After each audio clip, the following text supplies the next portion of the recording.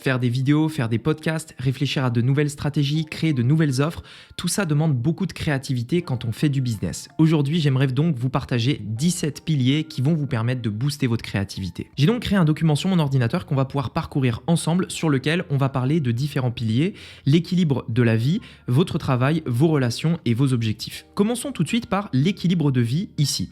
J'ai commencé ici par parler du sommeil, parce que le sommeil joue un rôle extrêmement important dans notre créativité. Si on se réveille et qu'on est fatigué, c'est que probablement il y a quelque chose qui s'est mal passé. C'est que probablement on n'a pas bien dormi et qu'on aura du mal à être créatif. Pour ma part, quand je fais une vidéo et que le matin je suis fatigué, je ne vais pas arriver à faire ma vidéo. Je ne suis pas créatif et donc je n'aurai pas d'idée pour faire quelque chose. Idem pour réfléchir à une nouvelle stratégie, à une nouvelle offre, etc. Le sommeil, c'est vraiment quelque chose d'extrêmement important. C'est un point central. Et j'avais vu une vidéo d'un psychologue que j'avais trouvé extrêmement intéressante, qui disait que le plus important, c'est pas le nombre d'heures pendant lesquelles vous allez dormir, mais c'est à quel moment vous allez dormir. Si vous vous couchez à 2h du matin et que vous vous réveillez à 11h du matin, c'est beaucoup moins productif que si vous vous couchez par exemple à 22h et que vous vous réveillez vers 6h du matin. L'objectif est donc d'avoir à peu près entre 8 et 9 heures de sommeil, mais de ne pas abuser en se couchant trop tard pour au final se lever trop tard et être tout simplement crevé. Et je ne parle même pas des personnes qui se lèvent à 6h et qui se couchent à 2h du matin. Là, complètement, ça va tuer votre créativité. Donc le plus important au niveau du sommeil, vous devez vous reposer si vous voulez être créatif. On a également l'alimentation. Je pense qu'on connaît tous ce fameux coup de barre. À midi, on mange quelque chose et quand on reprend le travail l'après-midi, eh bien en fait, on est une vraie loque parce qu'on n'arrive pas à se concentrer. Ça forcément, ça va énormément jouer sur la créativité. Essayez de manger des aliments qui se digèrent facilement et entre midi et 2, de pas beaucoup manger. Pour ma part, je mange pas le matin, c'est-à-dire que je fais ce qu'on appelle un jeûne intermittent. Je ne mange jamais le matin. Mon premier repas de la journée, c'est à midi et parfois à 13 ou 14 heures puisque j'essaye de le repousser au maximum puisque je sais que dès que je vais manger, je vais avoir ce fameux coup de barre en effet. Donc je sais que mon moment pendant la journée pendant lequel je suis créatif, c'est le matin. Je vais essayer de repousser ce moment du repas le plus tard possible puisque dès que je vais manger, après je vais avoir le coup de barre. Et quand je mange à midi, j'essaie de manger léger avec pas mal de protéines. J'adore par exemple manger une salade, j'adore manger des œufs et je vais essayer d'éviter de manger trop lourd, par exemple une pizza ou des pâtes ou alors de la viande rouge. Clairement, ça va faire travailler ma digestion et j'aurai plus de mal donc à avoir les idées claires et donc être productif.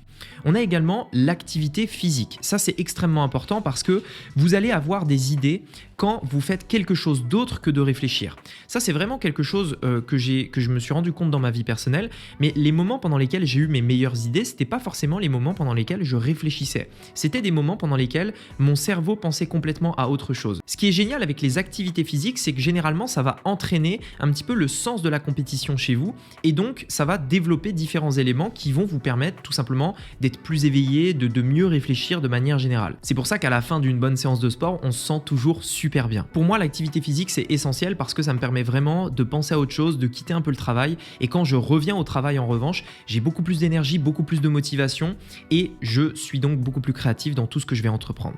On a également l'hydratation. Ça, c'est vraiment un point que moi-même, dans lequel je ne suis pas très bon et dans lequel j'essaye de devenir meilleur.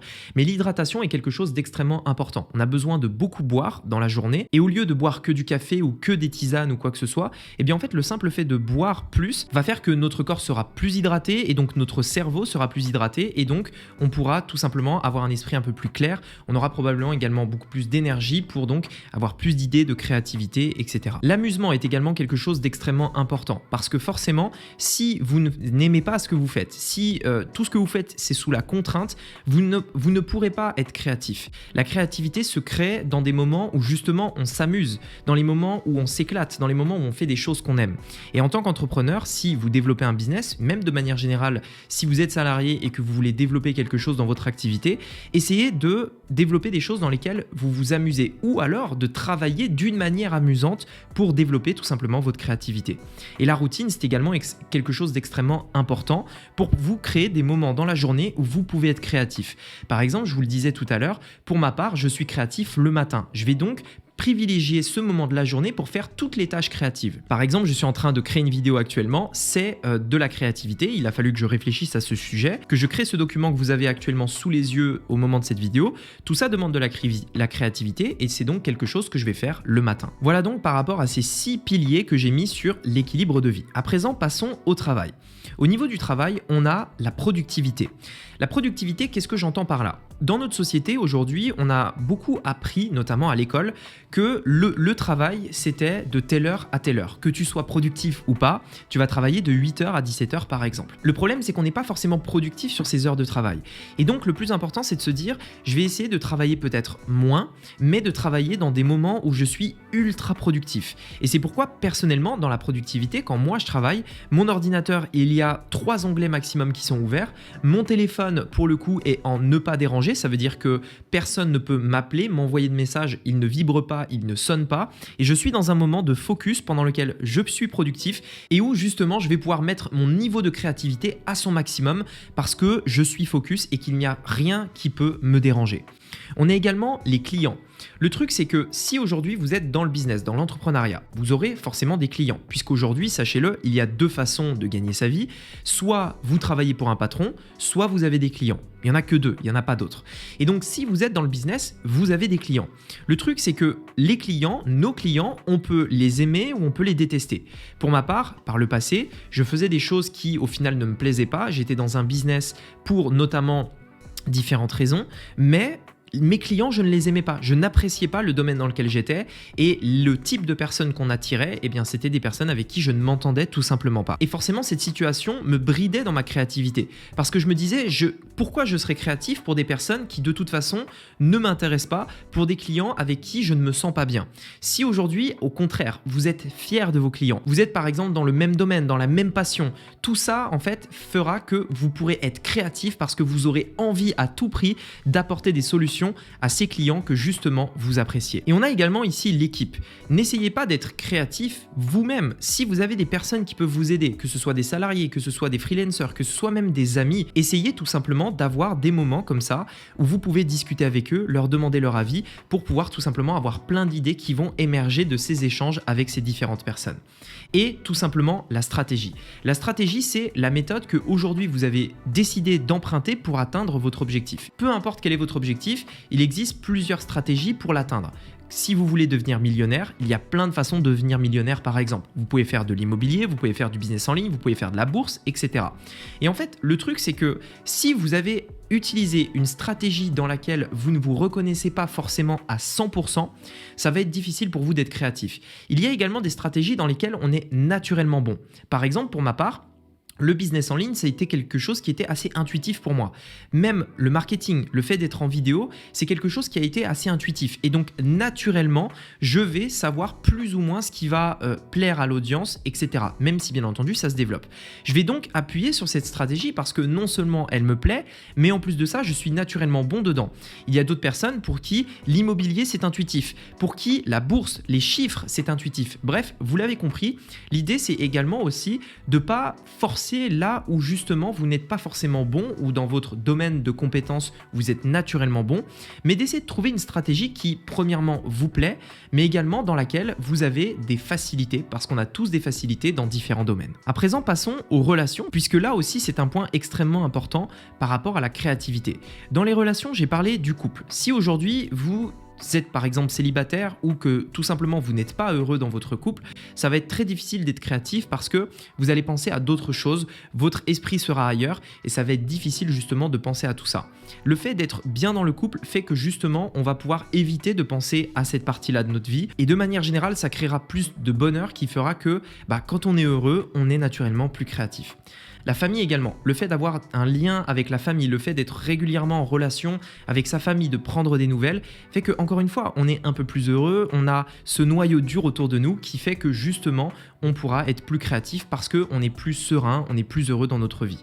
Pareil pour les amis et pareil pour les différentes rencontres. Les rencontres, c'est toutes les personnes aujourd'hui que vous pouvez rencontrer, que ce soit dans votre domaine, dans votre business ou même justement dans d'autres domaines qui n'ont rien à voir. Par exemple, je me suis inscrit dans une salle de sport dans laquelle on va faire du paddle. Donc vous savez, c'est une sorte de raquette de tennis. En gros, c'est un court de tennis avec des murs. Et le fait d'aller faire du paddle, je vais rencontrer des nouvelles personnes, je vais discuter avec ces personnes-là et tout ça va me donner plein d'idées parce qu'on échange sur nos différents points de vue, on échange sur nos différents business, on parle de tout et de rien et c'est ça souvent qui va nous permettre d'avoir des idées. Donc pour avoir de la créativité, il va falloir tout simplement de temps en temps sortir, aller voir vos amis, rencontrer des gens pour discuter, échanger et avoir des idées. Et enfin, la dernière partie sur vos objectifs, puisque bien entendu, c'est encore une fois quelque chose d'extrêmement important. On a les valeurs, parce que peu importe aujourd'hui ce que vous voulez faire, l'objectif que vous voulez faire, l'objectif que vous voulez atteindre, vous avez des valeurs qui vous sont propres. Peut-être que dans vos valeurs, il y a le fait d'être totalement transparent sur tout ce que vous faites. Peut-être que dans vos valeurs, il y a le fait de gagner plus d'argent. Peu importe. Mais aujourd'hui, vous avez des valeurs qui vous sont propres. Et si ce que vous faites dans la vie de tous les jours, les domaines dans lesquels vous voulez vous développer, ce n'est pas en accord avec vos valeurs, vous aurez du mal à être créatif parce qu'il y aura un truc qui vous freine, vous ne saurez pas vraiment ce que c'est, mais il y a ce truc-là qui vous freine et qui vous empêche d'être créatif parce qu'il y a ce truc où vous n'êtes pas complètement raccord avec les valeurs de ce que vous faites. Et moi, pour ma part, régulièrement, je me pose la question, est-ce que c'est en accord avec mes valeurs? Est-ce que je vais dans la bonne direction? Est-ce que je vais vers le but vers lequel je veux aller? Donc, c'est-à-dire, j'ai déterminé mon but bien précis, mais est-ce que je le fais de la façon que moi, j'aimerais le faire, avec mes valeurs, avec les choses qui sont importantes pour moi? Et enfin, la deadline, c'est une sorte de compte à rebours. La deadline, c'est en gros une date limite à laquelle vous devez accomplir vos objectifs. Ça, c'est extrêmement important parce que si vous vous dites que vous avez la vie entière pour pouvoir accomplir vos objectifs, probablement que vous ne serez pas créatif parce que vous allez être laxiste, vous allez procrastiner et vous remettrez à demain. En revanche, si vous vous dites, bah tiens, moi, je dois sortir une vidéo pour demain. Donc, ma deadline, c'est demain, je dois avoir réfléchi à ma nouvelle vidéo. Ou demain, je dois avoir créé mon offre. Ou demain, je dois avoir réfléchi à une nouvelle stratégie pour notre business. Vous vous mettez une deadline, une date limite à laquelle vous devez atteindre cet objectif de créativité. Et souvent, quand on se met une deadline, vous verrez que soit on arrive à accomplir notre objectif pile à temps, soit généralement bien avant. Voilà, en tout cas, j'espère que cette vidéo, pour être beaucoup plus créative dans votre business, vous aura plu.